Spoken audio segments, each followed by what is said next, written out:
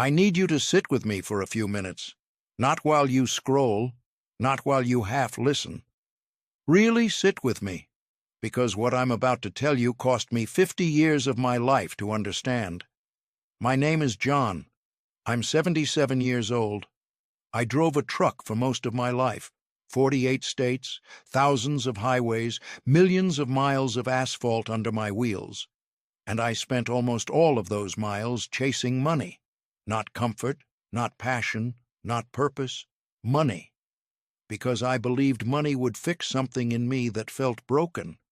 And I was wrong. I grew up in a small house that always felt cold.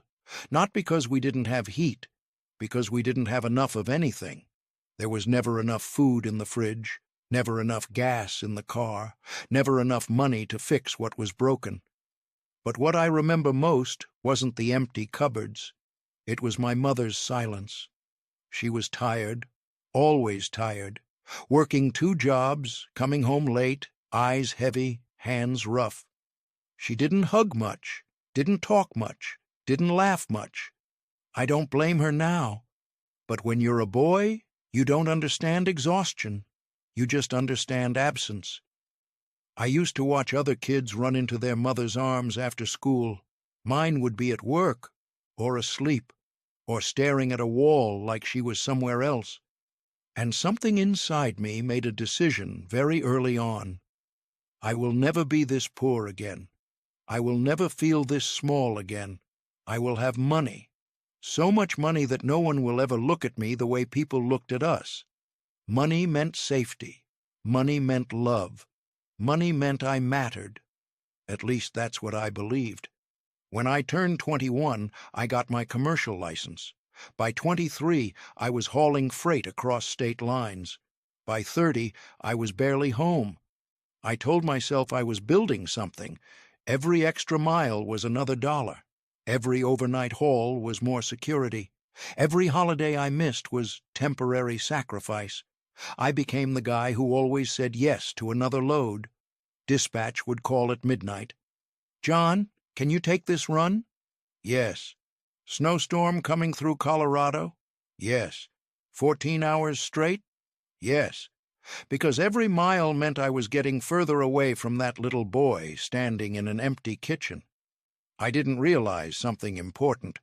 You can drive thousands of miles and still never outrun yourself.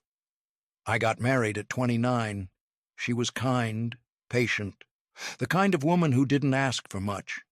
At first, she said she admired how hard I worked. "John, you're so responsible." That word meant everything to me. Responsible, not poor, not helpless, not ignored. Responsible. So I worked harder. When our first son was born, I picked up more roots. When our daughter came along, I bought a bigger truck. When the mortgage felt tight, I doubled my hours. I told myself, I'm doing this for them. That's what men do, right? We provide, we endure, we sacrifice. I was so focused on providing a life that I forgot to live one. I missed my son's first baseball game.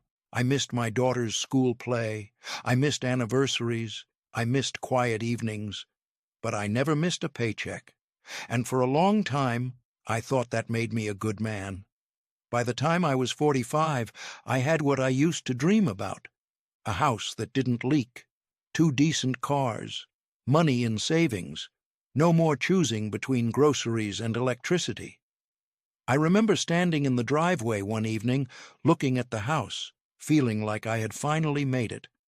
I waited for the feeling, the relief, the fullness, the peace. It didn't come.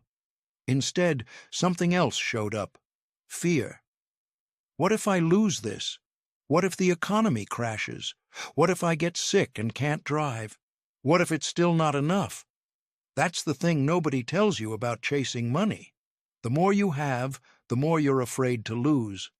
I thought money would quiet the anxiety I grew up with. It just gave it better furniture, sitting longer, listening without checking the clock. It felt awkward, like learning a new language at 65, but it also felt real. I'm 77 now. Most of the guys I drove with are retired. Some are gone. When we meet for coffee, I notice a pattern. The ones who are still restless, still bitter, are the ones who never stop chasing. They talk about pensions that aren't big enough, trucks that other drivers upgraded to, investments they should have made. They're still measuring, still competing, still proving. Then there are a few others, men who don't have much more than I do, but they're light. They talk about their grandkids, about fishing at sunrise, about learning how to cook. They're not trying to be somebody anymore. They're just here. And that's the difference. Peace doesn't come from having enough money. It comes from realizing you are not the scared little boy anymore. You don't need to prove you deserve to exist. You already do. Here's the trap. You think once you make enough, you'll relax. Once the account hits a certain number, you'll breathe. Once you buy the house, pay off the debt, secure retirement, then you'll live. But the target keeps moving. Always.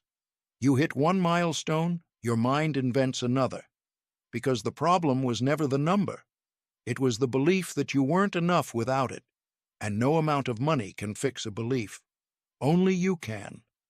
That's the part that took me half a century to understand.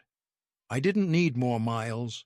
I needed to sit still long enough to face the feeling I had been outrunning. The feeling that said, you are only valuable if you produce. That's a lie, a dangerous one, and a common one. If this is hitting something in you, good. It means you recognize it. We all have our version of money. For some, it's status. For others, it's validation. For some, it's being the best. But underneath it is always the same hunger.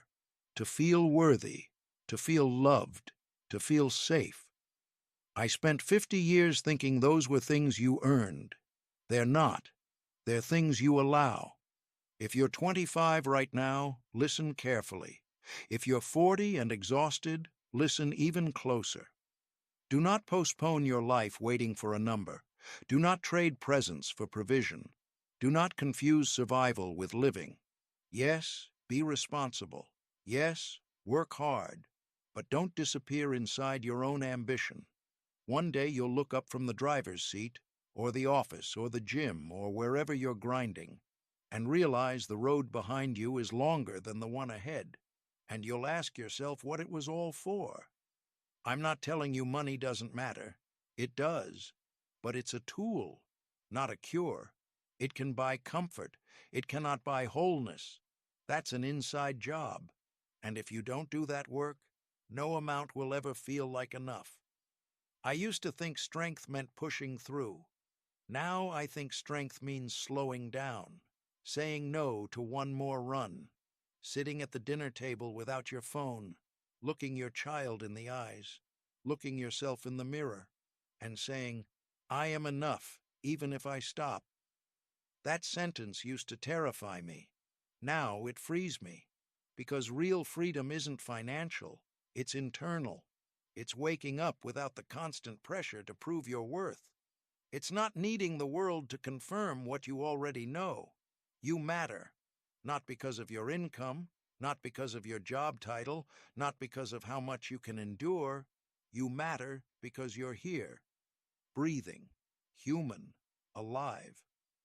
I drove millions of miles chasing security. What I was really chasing was love, and love was never hiding in a bank account. It was in the moments I kept postponing, the hugs I rushed, the conversations I cut short, the quiet evenings I traded for overtime. If I could sit across from my younger self in that old truck, I wouldn't tell him to quit. I'd tell him this: drive the miles, but don't forget to come home. Because the house means nothing if no one feels you inside it. I'm 77 years old. I've made peace with most of my regrets.